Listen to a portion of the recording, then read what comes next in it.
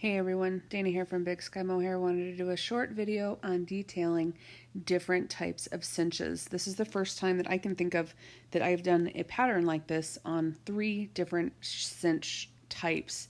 In the bottom left we have a single layer straight cinch, we have a roper cinch above that, and then this is a double layer straight cinch over here. So there's different considerations depending on the type of cinch we're detailing, and I just wanted to point some of those out because again, we do get a lot of questions about it. So really important thing with detail work needs to be added in a way that it's not going to add bulk to the cinch. So if we look at the single layer straight cinch, we can see that all of those lines are nice and parallel to each other. Just a single layer, everything's nice and flat.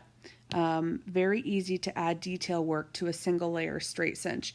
And you can see between the D-rings and the cinch buckles, all the cords, that's kind of like wide open real estate where we can add detail work. There's nothing crazy going on. Straight cinches are the easiest for us to add detail work to.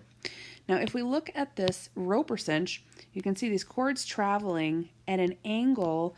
I'm basically, when I detail a roper cinch, when Tracy and I detail roper cinches, we're looking to add detail work where there's a single layer of cord, not where there are 2 layers of cord. Because what can happen is, as we add detail work, it pushes the cords apart slightly.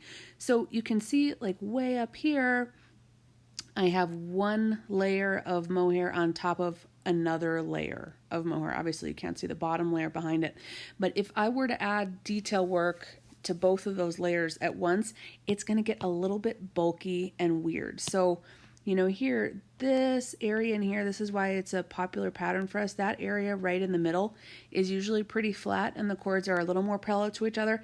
We do have to be careful as we travel up the cinch because the cords tend to go closer together, and if we're not careful as we add detail work, it gets bulky and weird. Thing about roper cinches and cutter cinches, the cutter cinch is right over here. If we are adding a keeper, that takes up space. I have to have space available to be able to do the weaves to add the keeper. So this cutter cinch this was a 34. This one was a 30. This was a 34. This was also a 34.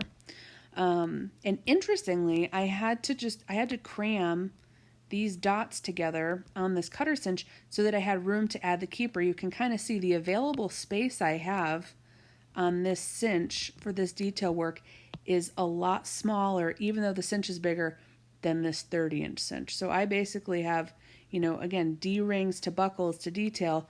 I also do on a cutter cinch, a double layer straight cinch, but not if I'm going to add a keeper. I do run out of room eventually with the weave. So on the smaller cinches, that's why anytime we're doing a small cinch, it's a little bit tougher depending on the pattern to be able to fit it all. So there's no right or wrong way to do this. Again, it's just different considerations. That's why we can't take all straight cinch patterns and put them on a roper, because if I have, you know, details up here and, you know, details around here on a straight cinch, I don't have that same parallel space with a single layer of cord to work with. So again, that's what, you know, we'll do our best to adapt it and, you know, get as close as we can to somebody's vision, but it's not always possible. So hopefully that's helpful. Have a great rest of the day. As always, if you have any questions, don't hesitate.